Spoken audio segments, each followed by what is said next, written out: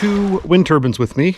I picked up two different ones. One's a vertical and one's a standard type. You know, they all say like a huge number of watts that they can produce, but you really got to look at the data charts, and most vendors will send them to you if you ask, but they really don't produce anywhere near their maximum capacity ever, even at high winds. So that's fine. I calculated that in, but it'll be great. We'll get two of those up. We'll see what they produce. We'll know how much, you know, how long they last and then how much wattage they produce. So as we get the cabin done and eventually a house where we need to put much bigger power systems in, we'll know how much and what type of wind to augment with. Seamróg Creek.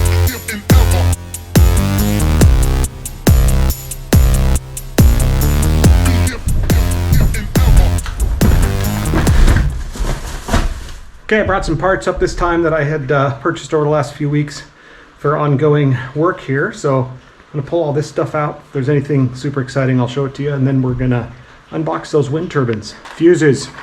I actually upgraded the main fuse that'll go from the battery to the first bus, which basically all power will go in and out of. And I decided that needed to be a bigger fuse, so I bought a larger fuse. The Forestry Forum. If you're not familiar with the Forestry Forum, it's awesome. Go check it out. I signed up there and picked up one of their cool hats because I like hats. This is the charger that the generator will connect to, and then this will charge the batteries if we want to run off generator. So this is that item that I didn't have to mount last time. Let me unbox it really quick. This is the Victron Blue Smart Charger. So this will mount right up here, right up there. Basically power the whole container if it needs to. Game camera that had trouble, I fixed it, so I brought it back. Okay, I did promise last time because I didn't have it and it showed up. This is the PV combiner box that we're going to use. So what this does is this sits outside and it allows you to combine multiple solar panels either into series or parallel or both. So when you're designing your solar system, you need to understand how many panels you're going to have, what voltage you're going to run them at, which is determined by one, the panel voltage, and two, whether they're in series or not. So if you put two 12-volt panels in series, they're going to show up as 24 volts. And then you can put them in parallel as well. Increasing voltage lowers amperage, which is a good thing because it's easier to manage volts than amps. The more amps you have, the bigger the wire you need. So ideally your solar panels can run at higher voltage, lower the amperage, which means you don't have to run as expensive and heavy gauge wire down to the main systems. This box allows for as many serial in a bank as you want and up to 4 banks of parallel, which is enough for what we're doing here. This is actually a pretty cool box. Had a lot of good reviews, so I figured I'd try it out. It's nice. It has the standard solar panel plugs on the bottom, so you don't have to make a bunch of hard connections. And then inside, all your banks here for the parallel banks. So you have as many in series as you want that come in and hit each parallel bank. And then you have breakers built in right here. So you can actually shut this off outside and disconnect the panels from everything inside, which is pretty nice. So this is a pretty nice box, completely waterproof. So we'll be mounting that outside in a future project. I'm excited for that. A couple things I did pick up for the wind turbine. This is 12.3, it's 50 feet of 12.3 outdoor wire. What that means is that it's got 3 conductors inside. It's actually a really flat wire. It's kind of interesting. Wind turbines have 3 wires in them. They're 3-phase AC. So they come down into the controller inside the building, which converts that into DC to charge the batteries, 12 volt or 24 or whatever you want. In our case, we're doing 24 volt. So the controllers I bought are actually 12 or 24 switchable. Actually, I think they auto detect, but this wire is actually capable of carrying the amount of current I need for a really long distance. So 12 gauge was basically big enough. So you'll need this to extend the wiring because the wiring out of the turbine is only a couple feet long. You'll need to extend that down to your system. The other thing I bought, so wind turbines have brakes in them, and what that means is they actually can brake so they're not producing power at any time. The reason for that is if they get too high a winds and they can't handle it, they will brake themselves so that they don't destroy themselves. One of the things you can do is you can manually brake them. So if you take all 3 wires coming out of the wind turbine, and this will sound crazy, and you short them together, it applies the brake, so the wind turbine will brake on its own.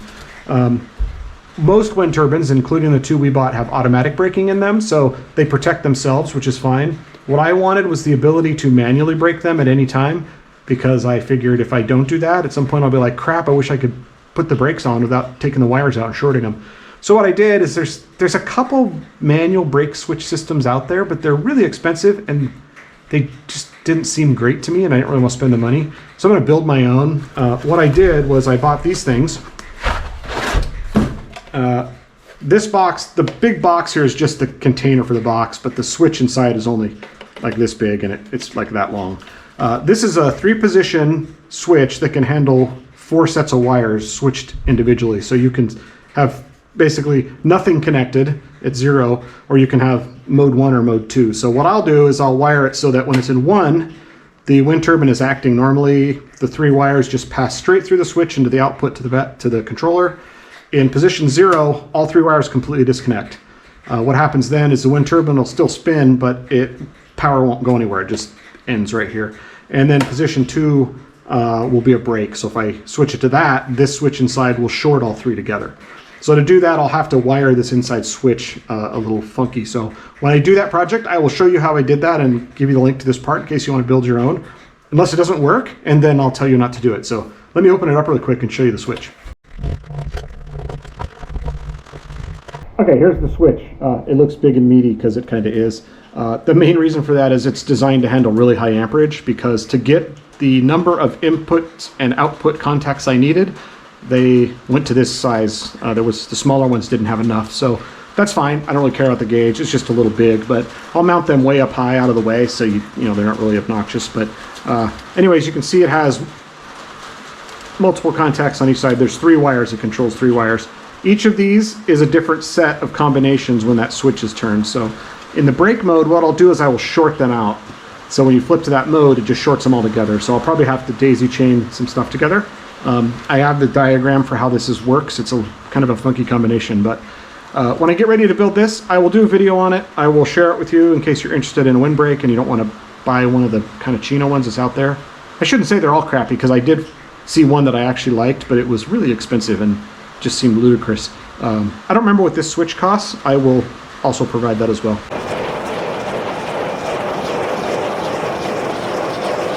Okay, let's talk about wind. The first experiment will be, as I've talked about, this storage container, which is basically our shop, and will also house our wireless and internet and all that kind of stuff. I plan to be able to eventually shoot wireless connections literally across the 45 acres to remote cameras that I can have actual live game cameras that you could look at, like live anytime. I think that'd be super cool. It'd be a fun project. So we'll need some power to be able to manage all that, but the other thing is it's a good shop, so I want to be able to have a generator running it so I can run power tools in here. Eventually we'll have my compound miter saw up here when we start construction on stuff. So I want to be able to run all that, and if I don't have enough juice in the batteries or solar at the time, I fire up the generator. So that was kind of the design here.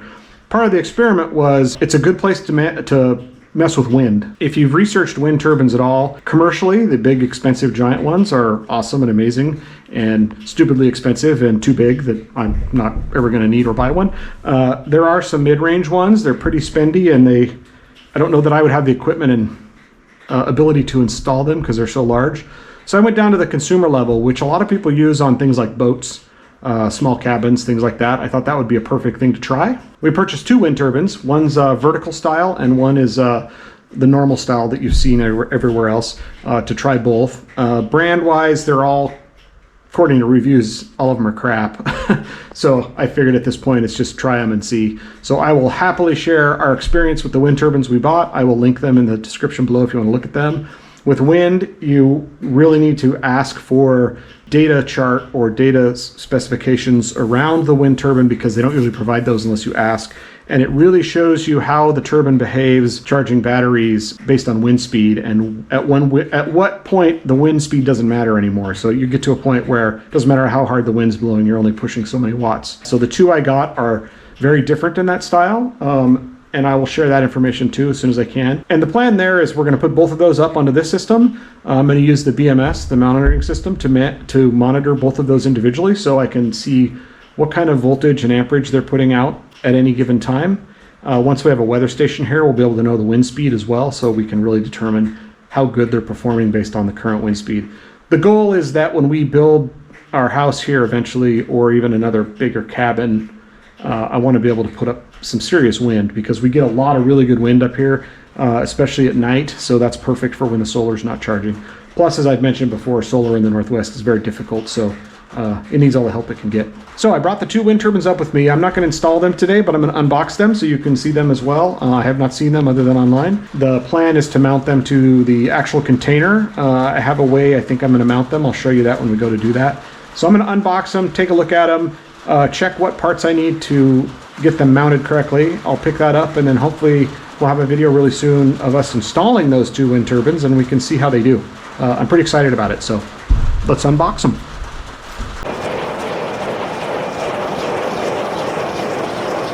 Let's grab the first wind turbine. It's the smaller one. At least in the box it's smaller, so let's take a look at that one.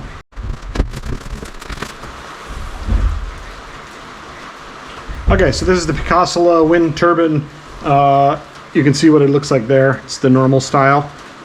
It also comes with the charge controller that'll do 12 or 24 volts, and then does come with some mounting hardware and a flange, and then it actually comes with this cool little wind meter. I don't know if you've ever had an anemometer for measuring wind speed. I have a portable one I carry in my truck, which is pretty cool, kind of fun.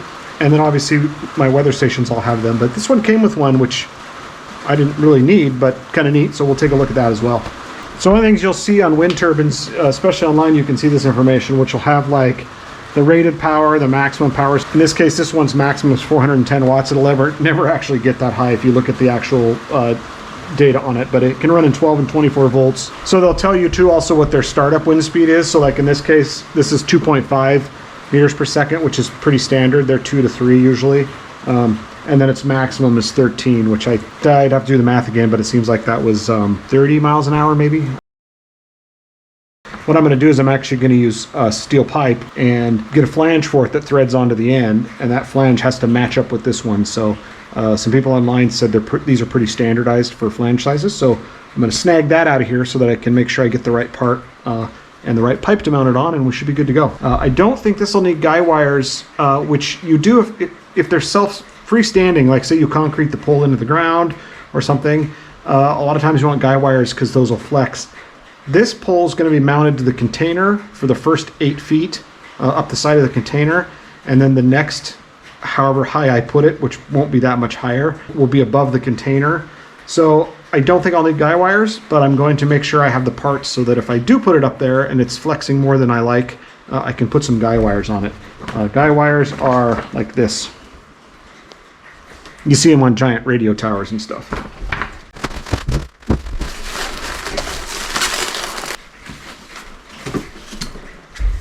Blades. They give you the leeward and windward side markings so you know which way to mount them. These are, they're like a plastic material or a vinyl material. They seem pretty sturdy. We'll see how they do. People online for this particular one have not had too many problems with them breaking. There's been a couple reports of it, but again, you never know. It just depends on people's wind speeds and how they installed it. Foam everywhere. Okay, the nose cone for the front of it. This is the magic flange. So here is the turbine itself, its back blade. So you can see the flange that's on it right here. So it can pivot on this flange. And here's the wires that come out of it. As you can see, like I said, they're short, so that 12-3 that I bought, that white wire, will just connect straight to these. The flange mounts to the pipe, and then it lines up here, and the wires can just go down your pipe and come out at the bottom, which is really nice because then they're not exposed to anything. So, looks like it's pretty straightforward on mounting blades. We will read through the instructions. Bag of tools. This is great. So you've seen how big the solar charge controllers are. Unless they're doing really low amperage, they're pretty good size. This is how big the wind one is for this guy. I was expecting it to be like, pretty good size, but it's teeny tiny. There's the 3 that go to the turbine, and then you have your standard DC positive and negative right there. And like I said, shorting these 3 together on the turbine side puts on the brakes. So that'll be easy to mount on my panel because it's teeny tiny. Okay, so that is the Picasso wind turbine, which is just the standard blades like you've always seen. And the next one we're going to open is an actual vertical wind turbine, so that should be fun. Let's do that one next.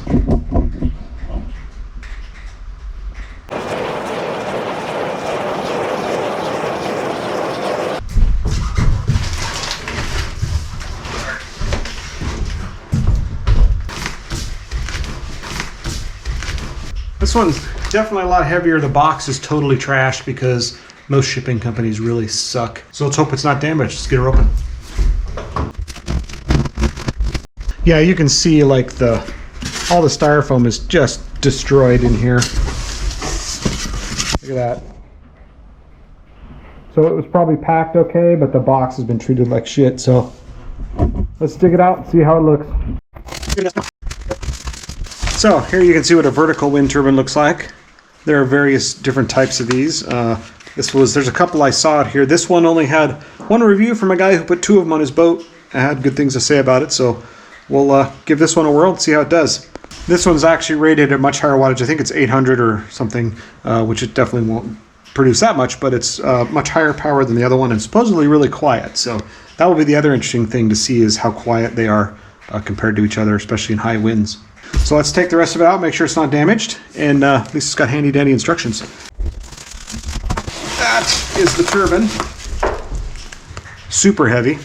Another itty bitty charge controller. It's probably the exact same model and brand as the other one. There is the mounting system, the flange on the one end. That's the piece I need to take with me. Now this thing is, the other one had the big base and everything. Remember, this one sits this way and the blades spin up out of it like this. So a totally different style of how it functions and how it spins. That's super heavy. Let's open that. Bunch of mounting brackets, probably at the top and bottom to hold the blades. Here are the actual blades. These are really big compared to that other one. Those other ones. So on this style, you can see about how big that blade is. On this one, these obviously go vertical, but you can see how much bigger they are. I'll leave 2 of these wrapped, but let's open one up and take a look at it. They all look like they're in fine shape. I don't see anything broke or anything, so even though the packaging was trashed and the shipping company mashed the crap out of it, it looks like it survived. So that's actually good feedback for the vendor. I will send them. Wow, these are really nice. It's interesting. They're super lightweight. They're some sort of resin, but like they look like they'd be really heavy, but they are really not. Those are pretty cool. Shiny. Now this comes in different colors too. You can buy a red and a blue version, I think, or you can buy one that has a red, white, and blue blade because there's 3 blades. So I just got the white, but if this thing turns out awesome, we might try some colored ones. Be kind of neat. We'll see if it's any good or not. So I'll definitely write a review on this one since there was only one review out there, so it's kind of hard to tell. But I'm not going to unpack the other 2 blades. We'll just leave them packed up, but I'm going to take them out of this crappy box. Let's unwrap the turbine that's actually for the vertical one. This was the big heavy piece. So mounts on the flange, which sits on the pipe, and you can see the wires go straight down like the other one. And then this part that spins. Pretty cool. Awesome. So that's the 2 wind turbines, the Ninlandi, I think is how it's pronounced, and then the Picasso vertical and I don't know if it's called a horizontal wind turbine, which doesn't make sense. Anyways, standard wind turbine.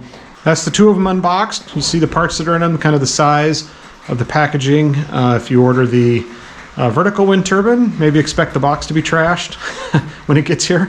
So who knows what shipping companies destroyed that. I like to blame UPS because they're the last guy to deliver it, but it probably came from China anyways, so it was probably some on a boat somewhere that trashed it. So hopefully they all work great.